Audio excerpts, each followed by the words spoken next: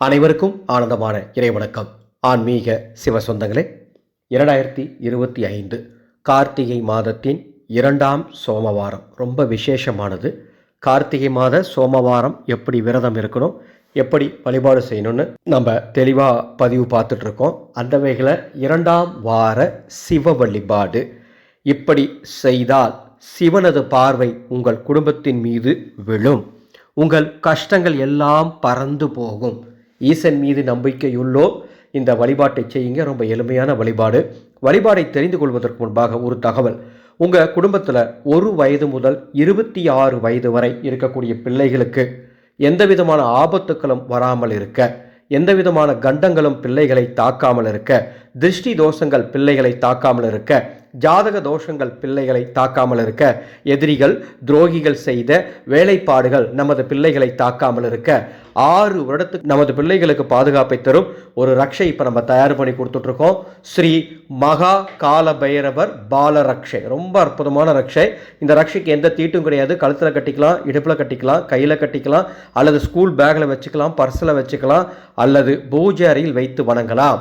இந்த ரக்ஷை உங்கள் குடும்பத்துக்கு வேணும்னா மேலே டிஸ்பிளேல இருக்கிற வாட்ஸ்அப் நம்பருக்கு உங்கள் குழந்தையோட பேர், வயது, ராசி, நட்சத்திரம் சொன்னீங்கன்னா இந்த ரக்ஷையினுடைய கட்டண விவரங்கள் தருகின்றேன்.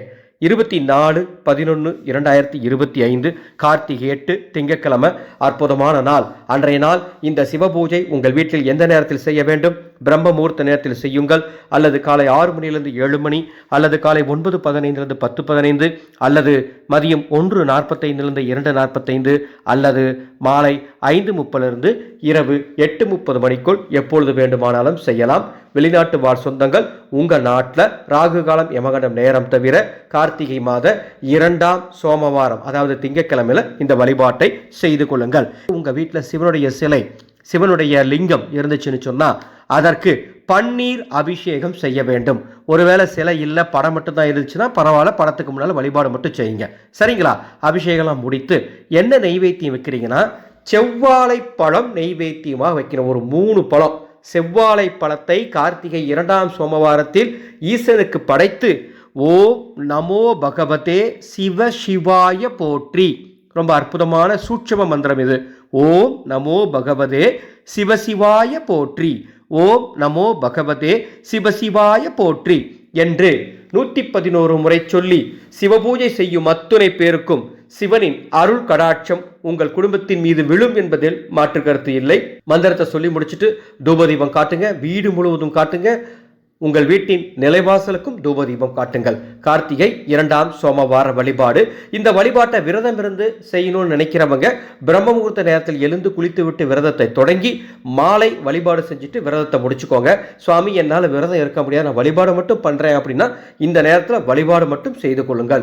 ஒருவேளை உங்களுக்கு மாத விளக்கு தொந்தரவு அல்லது வேறு ஏதேனும் தொந்தரவின் காரணமாக உங்களால் இந்த வழிபாட்டை செய்ய முடியலனா கார்த்திகை 2ஆம் சோமவாரம் 5 ஆதரவற்றோருக்கு அல்லது 5 குழந்தைகளுக்கு உணவு தானம் செய்தீர்கள் என்று சொன்னால் சிவனருள் முழுமையாக கிடைக்கும். நமது ஆனந்தொலி அறக்கட்டளையின் அன்னசேவா குழு கார்த்திகை 2ஆம் சோமவாரம் மிக சிறப்பாக அன்னதானம் பண்ணுவோம்.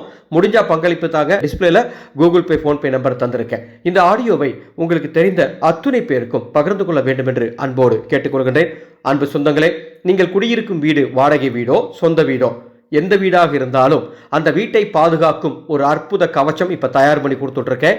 வராகி மூட்டை. உங்கள் வீட்டை தேடி வரக்கூடிய தோஷங்கள், திருஷ்டி தோஷங்கள், எதிரிகளின் வேலைப்பாடுகள் மற்றும் துரோகிகள் செய்யும் தீய மாந்திரிக வேலைகள், இப்படி எதுவாக இருந்தாலும் துர் ஆத்மாக்கள், பூத பிரேத பேய் பிசாசுகளால் வரக்கூடிய ஆபத்துக்கள் என எந்த கெட்டதும் உங்கள் வீட்டை அண்டாமல் 3 வருடத்துக்கு பாதுகாப்பு தரும் இந்த வராகி மூட்டை உங்கள் குடும்பத்துக்கு வேணும்னா பதிவு பண்ணிக்கோங்க. டிஸ்பிளேல எனது வாட்ஸ்அப் நம்பர் கொடுத்துருக்கேன். ஆனந்தம் மலரட்டும், ஆனந்த ஒளி பரவட்டும்.